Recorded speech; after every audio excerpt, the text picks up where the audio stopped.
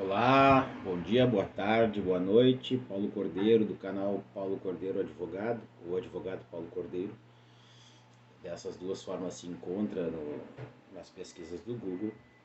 Agradecendo aí a assistência de vocês mais uma vez, pedindo então desde logo que se inscreva no canal se não for inscrito, que curta esse vídeo, que compartilhe esse vídeo. Se gostar, compartilha para os amigos. Se não gostar, compartilha para os inimigos. A gente já sabe desse nosso lema. Brincadeiras à parte, teve essa semana um episódio de agressão em Manaus de um entregador. O que aconteceu? O entregador de Uber, não lembro se era Uber, 99, uma dessas plataformas. Ele foi entregar em frente a um hospital, o elemento lá estava nervoso, fez um Pix, o Pix não entrou e o rapaz, antes de entregar, ele pediu para que pagasse, né, a mercadoria que ele estava entregando, e por causa disso ele apanhou. Apanhou representando a plataforma que teve problema na forma de pagamento. Bueno, esse tipo de trabalho, então por plataforma, por encomenda, também chamado de economia de compartilhamento. Sinceramente eu não sei porquê, porque ali, bom, até sei, porque tu compartilha uma parte do valor cobrado, né, em tese o faturamento, e compartilha também o risco do negócio, né. Tem muitos casos de entregadores que deixaram de receber, né, o dinheiro, entregaram, não receberam porque foi cancelada a forma de pagamento e aí a plataforma lavou as mãos, né. Então ele é um estilo conhecido por ser um estilo informal, ele é mais flexível e ele é um estilo de trabalho por demanda, né? De uma certa forma é uma parte daquilo que se fez com relação ao trabalho intermitente, né? Se contratar por demanda. E ele faz parte de algumas mudanças que vem acontecendo na nossa economia, na economia mundial, na verdade. Grande parte delas necessária, de certa forma ela é útil, porque nós, veja bem, no Brasil vivemos cerca de 13 milhões de desempregados, sem contar os desalentados que nem procuram mais emprego. A miséria voltou e isso significa 12,5% da população brasileira. Quase 13% da população brasileira é muita coisa de gente desempregada ou desocupada, né?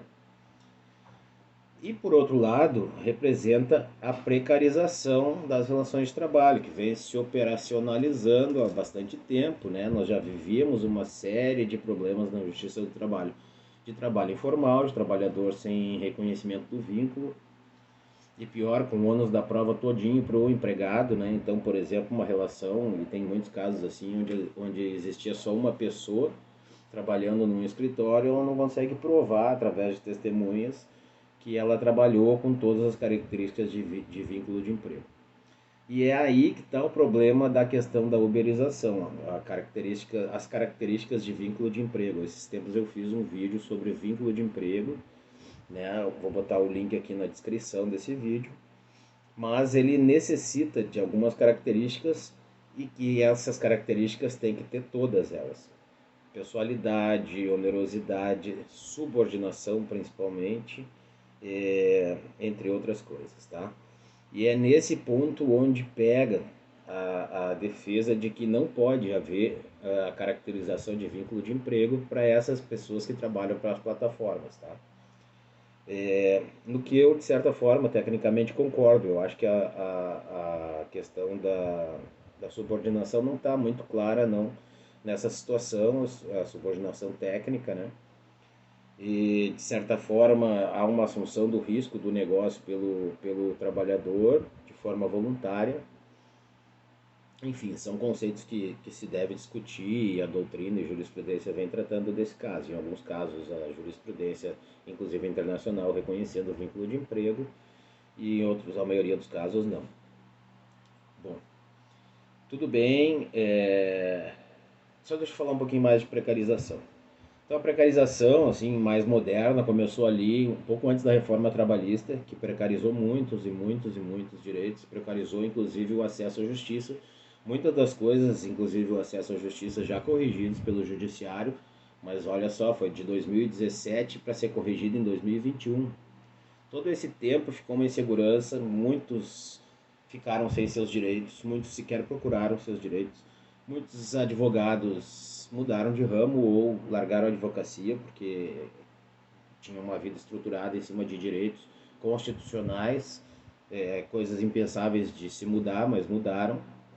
E aí veio um pouco antes dessa reforma trabalhista que continua sendo tentada, né? Volta e meia tem uma reedição e uma reedição e uma reedição dentro dessa onda neoliberal da economia, né? E antes veio a lei das terceirizações. Então tornou irrestrita a terceirização de serviços, podendo inclusive terceirizar a atividade fim da empresa. O que acontece? Começou a acontecer troca de empregos de pessoas bem empregadas que ganhavam bem e eram qualificadas por pessoas bem menos qualificadas que passaram a aceitar ganhar bem menos, porque se tu está terceirizando, alguém tem que ganhar dinheiro em cima da tua mão de obra, além da pessoa que terceirizou. Então seria o empresário de terceirização, ele ganha só sobre a mão de obra do seu empregado, o empregado é o produto. Eu custei muito a entender isso, porque eu já fui empresário. E fui estudar direito depois, né, da empresa. Enfim.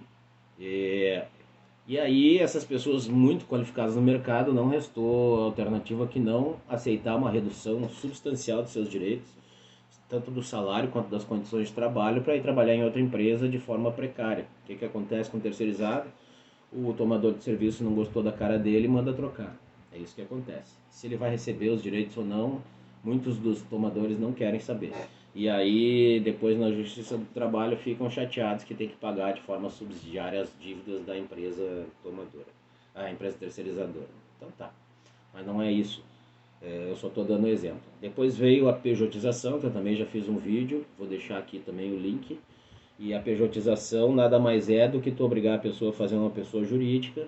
Tem lá seus cuidados também, que eu falei naquele vídeo, mas deixa de pagar os direitos trabalhistas, deixa de pagar férias, 13º, fundo de garantia, e a pessoa às vezes recebe um pouco mais do que seria o piso da categoria, mas enfim, é isso. Ela também assume os riscos do seu negócio, ela passa a ter custos com o contador, quando ela é demitida ela fica com a empresa aberta, gerando tributos e gerando custo de contador, por exemplo, custos administrativos, etc. Também é uma outra forma de precarizar. E o grave de tudo isso, já chegando mais para o fim do vídeo, é que todo o dinheiro, por exemplo, da Justiça do Trabalho, todo o dinheiro que vem da mão de obra das pessoas, ele repercute no mercado interno. Não é novidade para ninguém que o nosso mercado interno, apesar do super-heroísmo do brasileiro, ele vem precário, bastante precário, né? As empresas estão tendo dificuldades de cumprir com as suas obrigações, isso já não é de hoje, mas agravou bastante, piorou muito, a inflação está muito alta, os insumos estão muito altos, né? Já começa pela gasolina, pela luz. Então, sem o consumo, sem o dinheiro dos empregos, se tornou muito mais difícil a vida do empresário, pequeno empresário principalmente, pequeno e médio empresário, que são os que movem a economia interna do país. Exceto para aqueles que trabalham com especulação financeira, está muito ruim a economia e não adianta nenhum tipo de disfarce que vai ser capaz de mostrar para aquela pessoa que está com dificuldade de pagar suas contas que a economia está boa. Então, essa época eleitoral a gente vê muita propaganda de todos os lados, né? Mas a verdade é uma só e a gente sabe.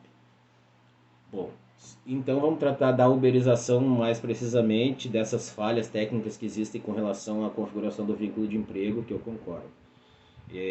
Eu não acho que deva fazer vinculação de vínculo de emprego. Acho que isso, inclusive, inviabiliza totalmente o negócio. E o negócio tem um viés social muito grande. Muitas pessoas utilizam o Uber, apesar de falhas na segurança. Uber 99, Easy Taxi, todas essas plataformas, porque ela traz mais segurança que andar de ônibus, por exemplo, que também não está barato, que andar de lotação, né? Aqui em Porto Alegre a gente chama de lotação, que é aquele micro-ônibus, né? As vans do Rio de Janeiro, enfim. E andou de Uber por segurança, por comodidade, né? E isso move a economia também, e essas pessoas continuam, os motoristas e os entregadores continuam gerando dinheiro que vai para o comércio, 100%, né? vai para o comércio de serviços. E então, só que eles não podem assumir o risco do negócio, eles não podem ficar nessas situações de agressão, de desamparo total. Esses tempos eu vi um senhor andando de bicicleta de terno, porque por certo ele não conseguiu emprego no que ele precisava, com um mochilão nas costas. A pessoa estava quase tendo um infarto aqui no centro de Porto Alegre, subindo uma lomba. E o centro de Porto Alegre é lotado de ladeiras. Então, realmente, se a pessoa cai ali, morta, bate as botas, não tem nenhum tipo de cobertura, não tem nada. Então, não pode ficar assim tão à mercê dos acontecimentos e dos fatos. Isso é um risco do empregador ou é um risco do empresário. E o trabalhador de plataforma não é empresário. Não é empresário, não adianta. Assim como o pejotizado não é um empresário como que assume o risco do negócio. É um disfarce. É uma forma de burlar a legislação trabalhista. No caso da uberização, então, pelo tamanho dela, pela utilidade social que vem acontecendo, pela uma certa liberdade que as pessoas gozam, as pessoas que trabalham nessas plataformas. E houve um problema nesse quesito com relação à liberdade que me parece já foi solucionado, ou seja, hoje a pessoa não é punida por recusar corridas, por exemplo, pelo risco ou pela forma de pagamento. Só que não pode ficar totalmente desamparado. Então, se percebe muito timidamente ainda algum movimento legislativo, mas eu acho que a hora agora é do legislativo criar leis para essa população de trabalhadores. E se ele não fizer isso, então o judiciário vai ter que trazer soluções alternativas dentro dos limites legais, mas usando muito a principiologia do direito do trabalho. E nesse caso, trazendo mais para o direito do trabalho do que para o direito civil, apesar de ser uma relação que em princípio não teria a proteção do direito do trabalho, mas que tem características muito especiais, tal qual a relação dos trabalhadores CC, né? Cargo de confiança também tem algumas características muito especiais que muitas vezes não estão abrangidas nem pelo direito do trabalho, nem pelo direito administrativo. Espero ter ajudado a esclarecer alguma coisa, fico à disposição. Por favor, comentem, são sempre lidos, sempre considerados e sempre respondidos os comentários, exceto quando é, né, algum tipo de ofensa, daí a gente finge que não leu e finge que ele nunca existiu. Tá? Até a próxima e muito obrigado.